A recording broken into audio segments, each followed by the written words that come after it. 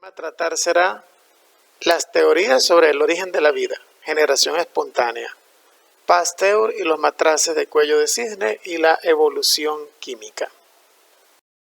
En primera instancia, el objetivo de la clase será establecer las generalidades más relevantes en las teorías del origen de la vida, sus errores y aportes en la actualidad.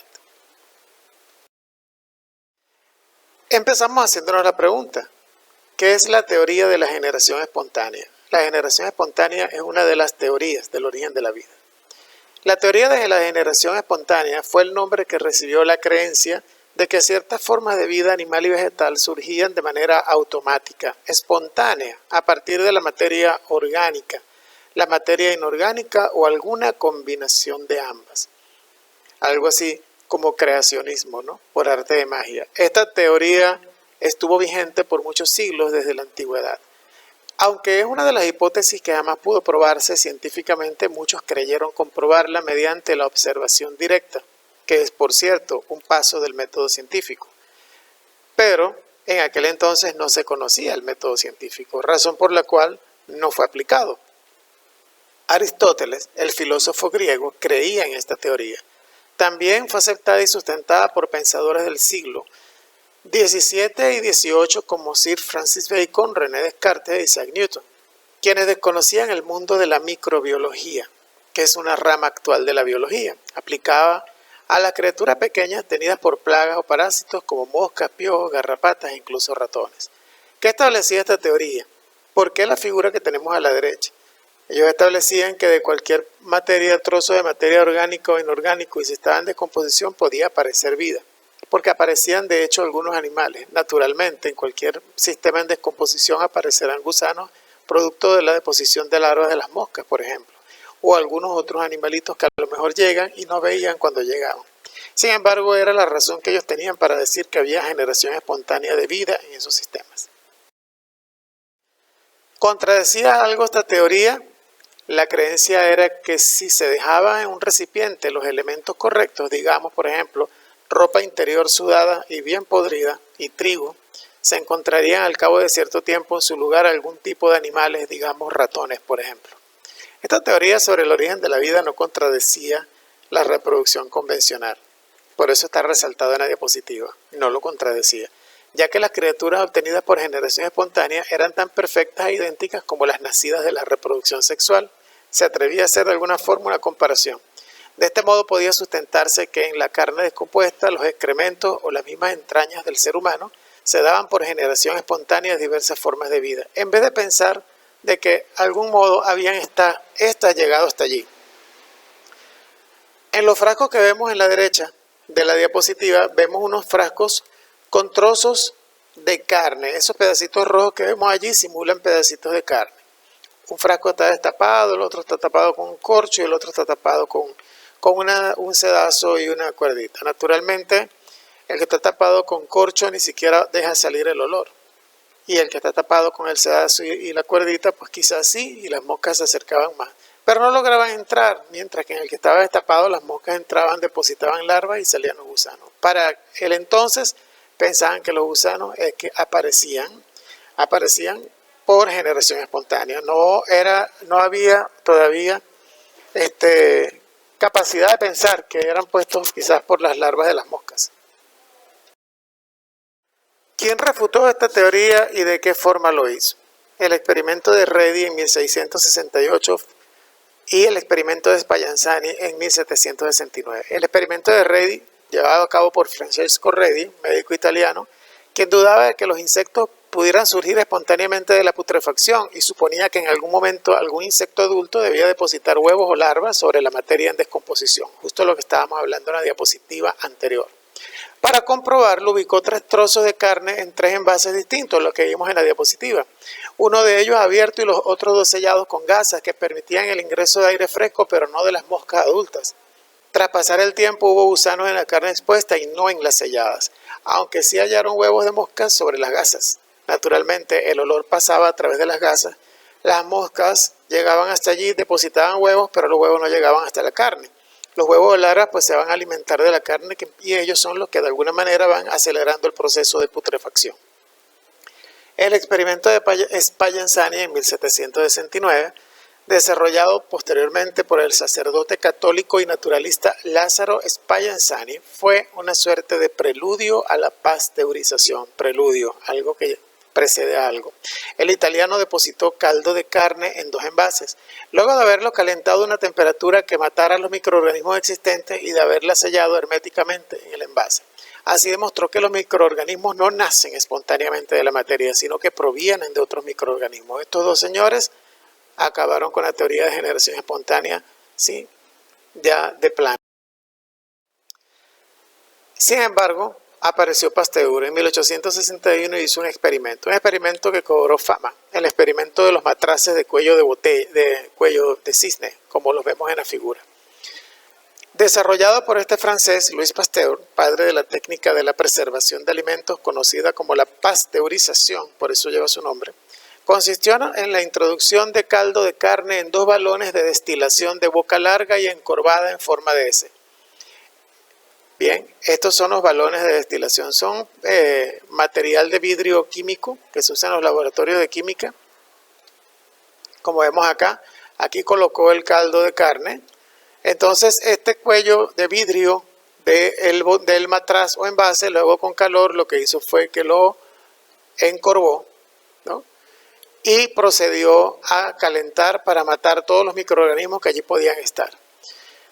Bien, dice aquí, la forma del tubo permitía la entrada de aire, pero hacía que los microorganismos se quedaran en la parte inferior del envase. Es decir, una vez que lo sacaba de aquí, entraba aire, pero aquí en esta parte se quedaban los microorganismos que pudieran entrar con el aire. Así calentó el caldo hasta esterilizarlo y simplemente esperó.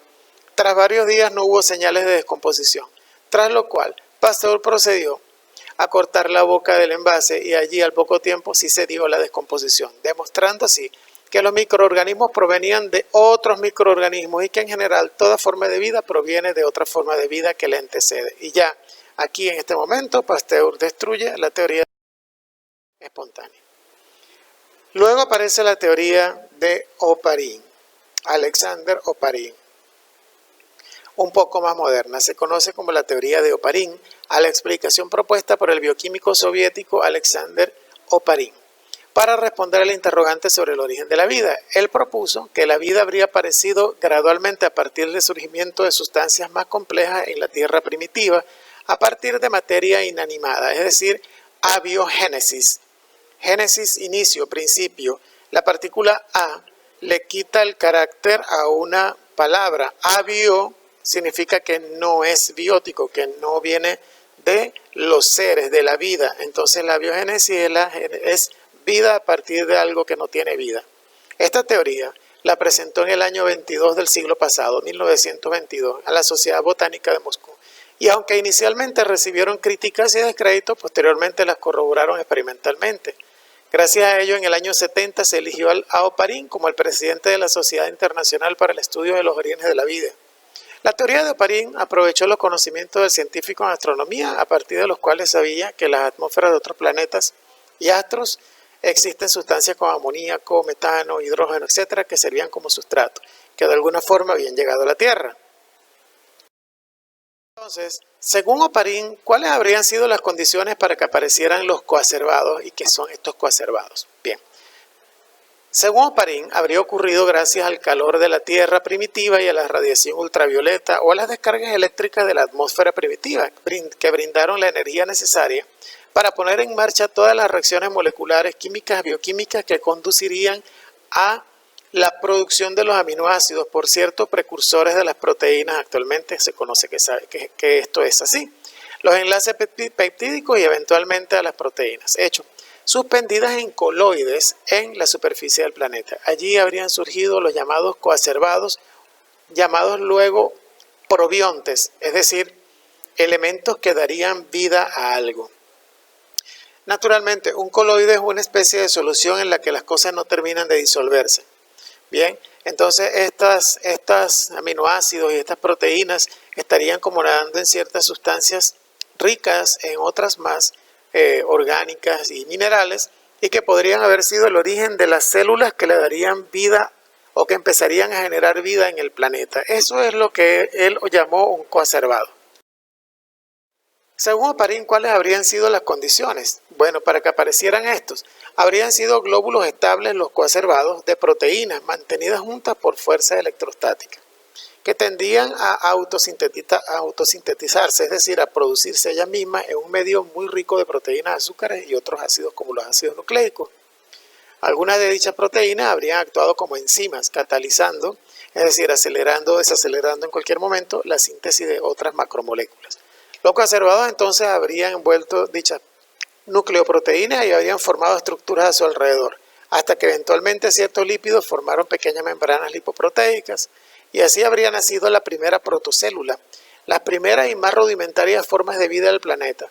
Por eso se llamaron protobiontes, porque se supone que la unión de todos estos elementos evolucionarían de alguna forma para producir lo que conocemos hoy como los órganos de la célula eucariote y procariote.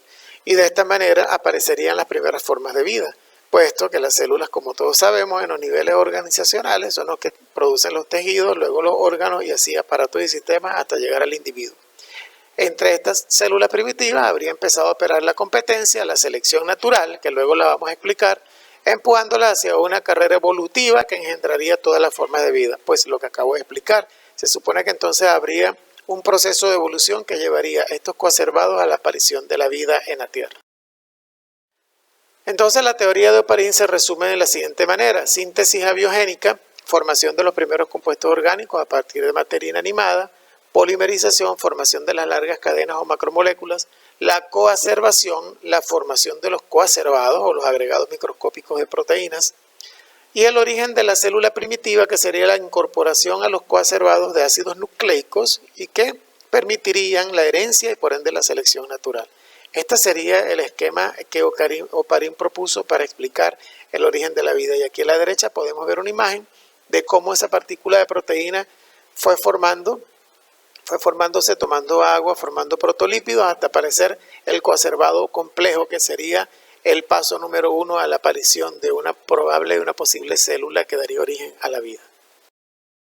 Ahora, ¿qué aportó Stanley Miller? Oparin ya habría dicho que en la atmósfera primitiva los rayos y la energía ultravioleta podrían haber autoayudado a la formación de estos coacervados. En los años 50, los bioquímicos Stanley Miller y Harold Urey llevaron a cabo un experimento que mostraba que varios componentes orgánicos se podían formar de forma espontánea si se simulaban las condiciones de la atmósfera más temprana de la Tierra, es decir, de la atmósfera primitiva. Por eso tomaron un sistema en el que colocaron unos electrodos como los que vemos aquí a la derecha, generaron un ambiente parecido al que habría en la Tierra en aquel momento, un ambiente en el que en esta zona nosotros tendríamos gases como por ejemplo metano, hidrógeno, ozono, etc. Aquí colocan, de hecho aquí están las formas de las moléculas para que se representaran: hidrógeno, amoníaco, agua, metano. Diseñaron un tubo que contenía la mayoría de estos gases, similares a los existentes, y una piscina de agua que imitaba al océano primitivo. Los electrodos descargaron corriente eléctrica dentro de la cámara llena de gas, simulando los rayos.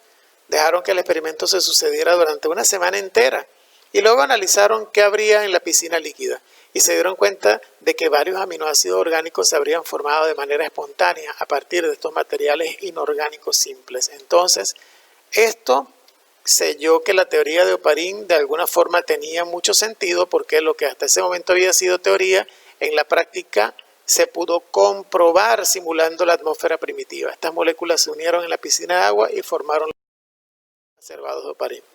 Entonces, finalmente, ¿qué aportó Stanley Miller? Bueno, este experimento, junto a una considerable evidencia geológica, bioquímica y química, evidencia biológica, geológica y química significa lo que se ha encontrado en la Tierra como huellas de nuestro pasado, ayuda a sustentar la teoría de que la primera forma de vida se formó de manera espontánea, mediante reacciones químicas. Sin embargo, todavía hay muchos científicos que no están convencidos de esto. Fue un experimento, se hizo comprobación experimental de que se podían formar los llamados coacervados. De hecho, aquí a la derecha vemos cómo es el montaje completo de Stanley Miller. Sin embargo, no es objetivo explicar y entender cómo funcionaba este aparataje. Lo que intentamos explicar es que en el laboratorio crearon las condiciones de la atmósfera primitiva y se dieron cuenta que efectivamente sí se podían formar los primeros aminoácidos y que la aparición de los coacervados no era descabellado. O sea, que tenía sentido o tiene sentido la teoría de Oparin. Que sea de provecho esta explicación. Gracias.